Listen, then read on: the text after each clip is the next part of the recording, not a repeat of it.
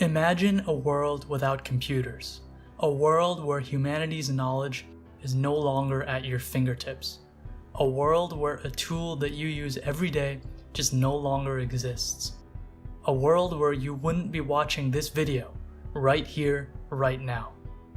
Computers have penetrated nearly every facet of our lives, but how did they become so ubiquitous?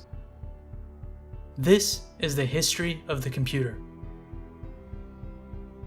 Today, the word computer refers to the devices that we interact with to work, connect, and play. However, it historically described machines that were used in performing calculations with numbers. As part of this video, we'll study the evolution of the earliest devices used for computations and how they became the computers that we depend on today. The abacus was a computational tool used for hundreds of years, and is generally considered to be the first calculator. The exact origin of the device is still unknown, but the Sumerian abacus appeared as early as 2700 to 2300 BCE in Mesopotamia. It has been mentioned in numerous civilizations throughout history, including in ancient Egypt, Persia, Greece, China, Rome, and India. Another famous calculator from the past was the astrolabe, which was used to measure the elevation of celestial bodies in the sky. The earliest known reference to one was from around the 2nd century BCE in the Hellenistic civilization. In addition to its value to astronomers, the astrolabe became indispensable for sailors, since it allowed them to determine their local latitude on long voyages.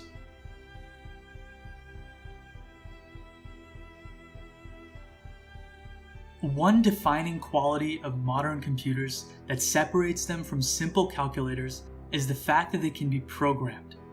This allows them to automatically perform certain tasks without continual human input. In the 19th century, Charles Babbage conceptualized the first programmable mechanical computer. His design utilized punch cards to input instructions that the machine would carry out. Unfortunately, it proved too complex to economically produce, and the project was cancelled after the British government stopped funding.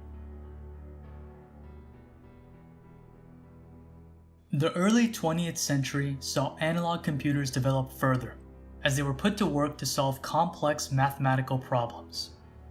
The differential analyzer is the most famous example of this, and was built at MIT by Vannevar Bush in the 1920s.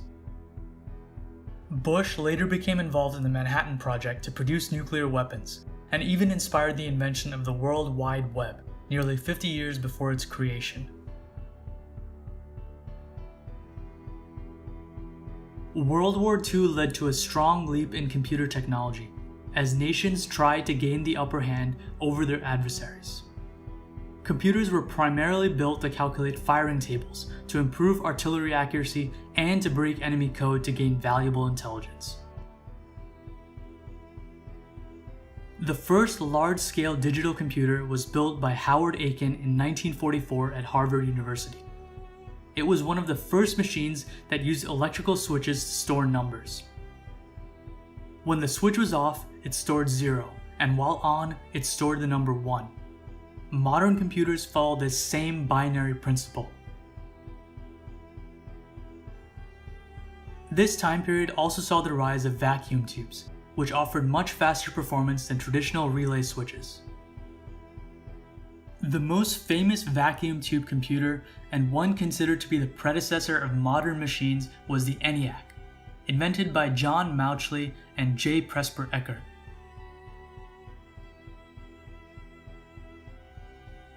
It was the first fully electronic and general-purpose digital computer. Despite vacuum tubes offering advantages over electromechanical switches, they had their own drawbacks. They consumed enormous quantities of power, were unreliable, and needed large amounts of space. In 1947, 3 scientists at Bell Labs discovered that semiconductors could be used to more effectively amplify electrical signals.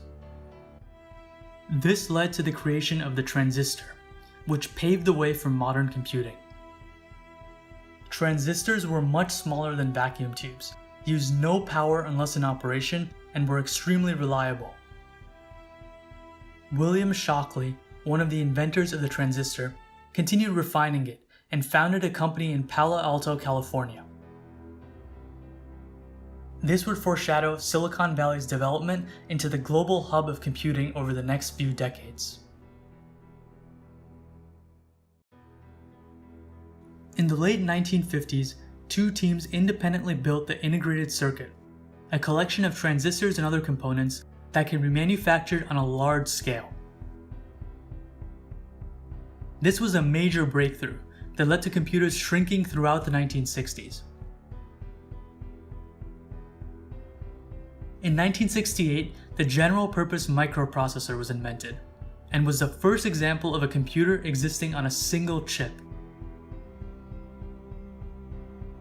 The miniaturization of microchips allowed Intel to release a processor known as the 8080 in 1974. This was used by hobbyists to build home computers. One such hobbyist was Steve Wozniak, who partnered with his friend Steve Jobs to found a company named Apple and begin selling home computers. Although the first iteration didn't sell well, their second machine was sold as the Apple II and gained popularity among home users, schools, and small businesses due to its ease of use. In 1980, the market leader for computers was IBM, and they responded with their first personal computer, also based on the Intel 8080 processor. The main problem with early computers was that they all used different hardware, and programs written for one machine would not work with others. In 1976, Gary Kildall created an intermediary between a machine's software and hardware. This became the first operating system. IBM was eager to implement this into their PCs. However, after Kildall refused to sell to them, they turned to a young programmer named Bill Gates at a company named Microsoft. After convincing IBM to let Microsoft own the rights to its operating system, Gates developed MS-DOS, which he licensed to IBM and eventually other PC manufacturers. This led Microsoft to become the titan that it is today.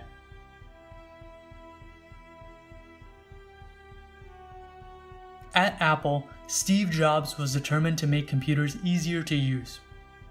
He was inspired by research that Xerox had conducted in the 1970s, which included computers with a desktop-like screen, mouse, and graphical user interface. Jobs borrowed these ideas and eventually launched the Macintosh, which hurt IBM's position in the industry.